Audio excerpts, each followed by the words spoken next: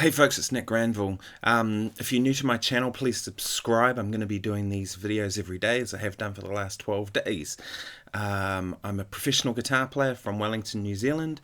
This is all I do. I play guitar, I do recording work, I play with orchestras, I do a lot of session work, I do a little bit of teaching. I used to teach at a university, so and I'm taking on a couple of students at the moment. So if you are looking for lessons, hit me up either in the comments or flick me a message on Facebook or Instagram or anything like that, and we can organise a time.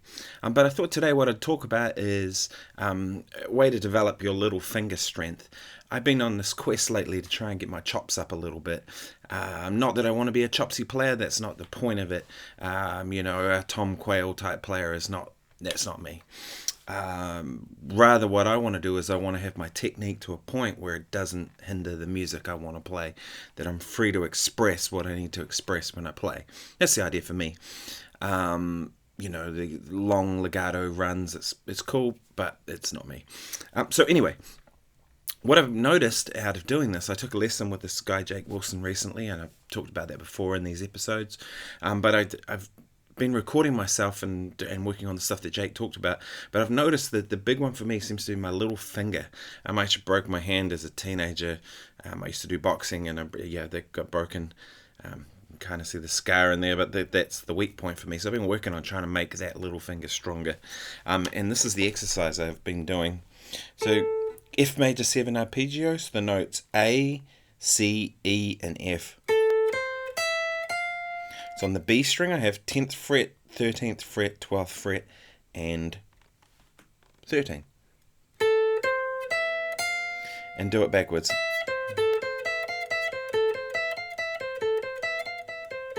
It's quite hard, that little movement of the little finger there. And then a B flat major 7 arpeggio. So A, B flat, D and F, or 10, 11, 10, 13 if you want to think that way. I don't like thinking of frets myself, but whatever works.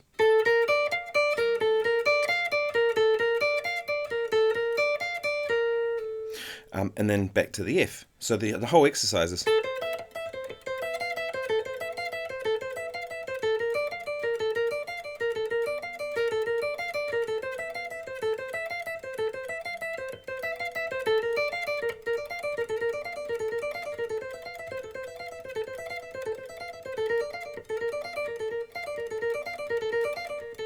And the whole thing of it is how clean you can do it. Doesn't mean anything if you go... You know what I mean? That's rubbish. It's not going to do you any good to just do that.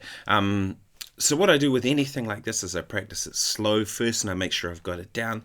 And then when I've got it down, I don't practice it slow anymore. I move on, and now it's all about like playing it fast. So I'm pushing tempos like a runner would do. They get out on the track, and maybe they could do the quarter mile in, I don't know, 4 seconds, whatever, 6 seconds, whatever they can do it in. And they try and chip away at it every day, and that's what I do.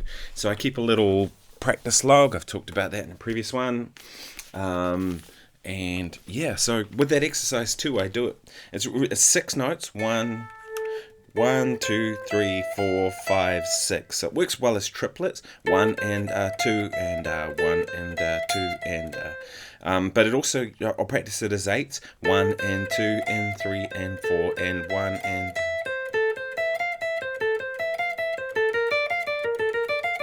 So I'll do it as 8ths, triplets, 16ths. Eventually it lines up when you get into 16ths.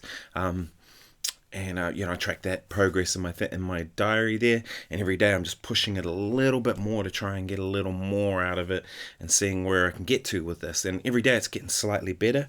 And then I look back over my progress and I go, oh, I'm making gains, and that's the whole point. So I hope this has been useful. My name's Nick Granville, as I mentioned. Please subscribe if you haven't already, and to those who have subscribed, thank you very much. I appreciate you being here. Leave me a comment below if there's something you want to know. This is just a quick little thing to get you working on your little finger. Now obviously there's a heap more exercises that you could come up of your own. This is just one to sort of get you underway. So thanks very much. Cheers guys.